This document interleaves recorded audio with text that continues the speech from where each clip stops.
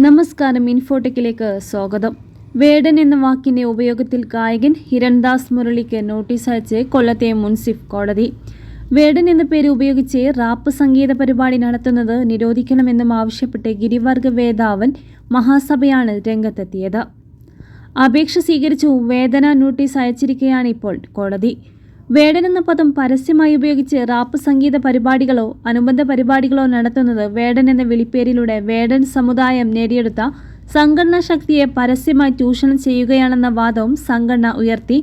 ഗിരിവർഗ വേടൻ Mahasabha president Sasthamkotta മണി, Thiruvithamkoor Vedar Mahasabha president Idamala Shri വപ്രപ്രസാദി എന്നിവർ സമർപ്പിച്ച അപേക്ഷയിലാണ് നടപടി. വേടൻ എന്ന പദം പരസ്യമായി ഉപയോഗിച്ച് റാപ്പ് സംഗീത പരിപാടികളോ അനുബന്ധ പരിപാടികളോ നടത്തരുത് എന്നാണ് അപേക്ഷയിൽ പ്രധാന ആവശ്യം. വേടൻ എന്ന വിളിപ്പേരിലൂടെ വേടർ സമുദായം നേടിയെടുത്ത സംഘടനാ ശക്തിയെ പരസ്യമായി ചൂഷണം ചെയ്യുകയാണെന്നും അപേക്ഷയിൽ പറയുന്നു. വാദികൾക്കായി അഭിഭാഷകനായ പനമ്പിള്ളി എസ്. ജയകുമാർ ഹാജരായി.